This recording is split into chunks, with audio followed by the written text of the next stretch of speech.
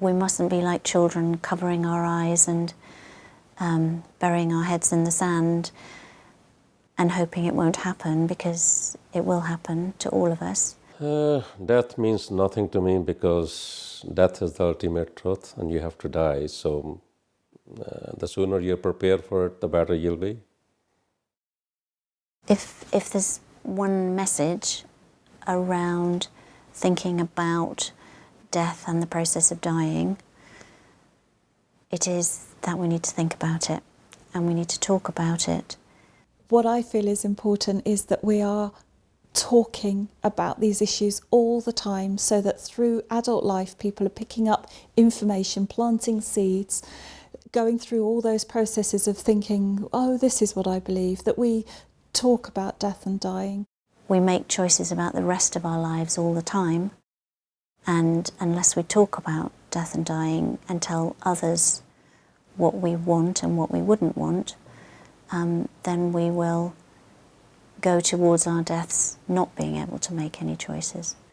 Now, these are big conversation topics, and I think what we need is indeed a big conversation. So in the words of the Dying Matters Coalition, dying matters, let's talk about it. Prolonging life is really playing with your emotion, making you think that you're going to live longer. You don't. You're going to die. That's the ultimate truth. There's no escape from it. The burdens of what we're doing to people outweigh the likely benefits. And different clinicians view that burden-benefits balance in different ways, and different people view the balance of burdens and benefits differently. So in fact, what we have to do is talk to people and find out where the balance lies for them and what's right for them. If, say, I was on a machine that somebody has to switch it off or prolong my life for a few weeks or a few months, whatever, I'd rather it'll be switched off, finished. People don't like to think about their own death. I mean, many people that haven't even written wills because they don't want to think about those sort of eventualities. And that's very important. Leaving those sort of decisions until right at the end can make things very difficult for the patient and their families.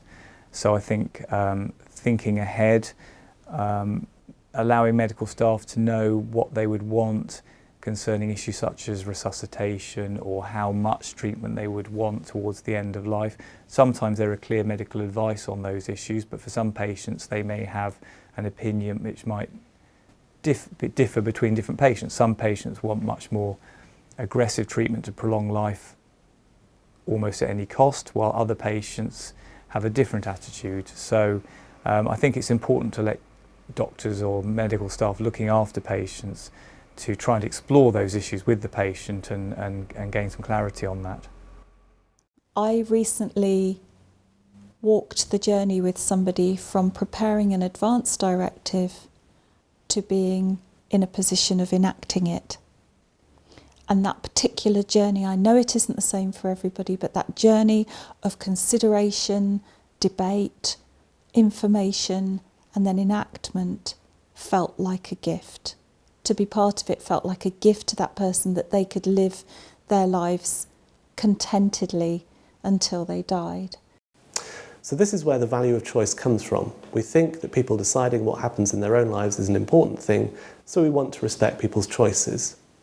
But of course, if people are going to appropriately self-rule, there are certain things they need. The first thing they need is information. The second, according to the lawyers using their language, is what's been called mental capacity. So the ability to think through, to reason through the options, and then arrive at a decision, arrive at a choice. And the third thing that seems to be important if we are genuinely to self-rule is that we do focus on the self. So we do not want there to be pressure from someone else such that we're not self-ruling but rather following the rules set by someone else. I think the role of medical professionals in somebody's death, there are many roles. The first and most important one actually is being open and honest with the person about the fact that it's approaching. And that's where we are probably still lacking.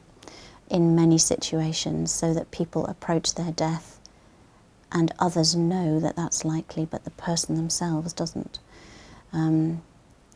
So the first thing we have to do is, one, recognise it, that it's probably approaching. Two, be brave enough to talk to the person about that. And these are brave conversations. They are not easy conversations to have. For most of us, you know, we do slip away in a bed somewhere. And for most of us, that should not be distressing. You know, the Parliamentary Ombudsman has just released a report which says that that isn't the case for a lot of people, and that for many people end-of-life care could be improved. But there's a huge amount of work going on in that area to try to improve the end-of-life experience for most people in this country. The role of the hospice is to see patients and their families who've got a condition that can't be cured, and they're having particular issues which might be about sort of physical, psychological, social or spiritual things. And it's an approach where it's very sort of person-centred, trying to focus on what the individual's concerns and needs are, and then using the whole of the hospice team and professionals and services to try and help that person to manage, improve their symptoms or help them to deal with their concerns. So that might involve a nurse specialist visiting them at home to give advice and support, including the family, or it might be coming into the inpatient unit to get on top of symptoms, or it may be going to our day hospice where people can have a lot of support, manage their symptoms, and also have a bit of diversion as well, therapy in that way, helping them to cope with their illness, or have input from our physiotherapists, occupational therapists, or complementary therapists. Well, the most important thing about end-of-life choices is actually giving people the choice that they want. At the moment, there's a substantial number of people who do not have the choice that they want. They have to continue a life they no longer want to lead. So the most important end-of-life choice is the choice to say, actually, enough is enough. I'm in a situation where I am suffering intolerably by my judgment. Who else can judge what is intolerable suffering but the person who is suffering it? If somebody is in that situation, then the end-of-life choice that they want is to have assistance to give them a quick and easy exit. And that's the choice that those people should have. That's the end-of-life choice that matters. In terms of my own position on assisted dying, I think there are arguments on both sides that are strong. So the supporters refer to the importance of choice and removing suffering. Opponents refer to the value of life and looking to avoid embarking on dangerous, slippery slopes. I myself think there is something in both sets of arguments. In other words, we should start to look at the issues in terms of the middle ground.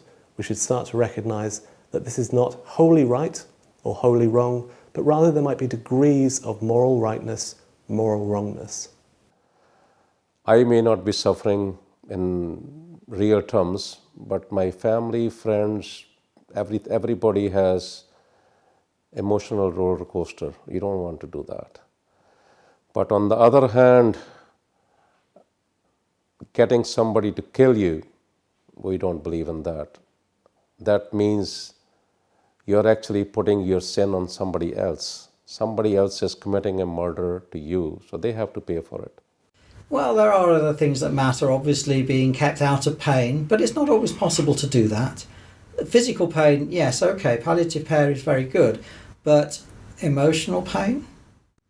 That's a much harder one for anybody to deal with.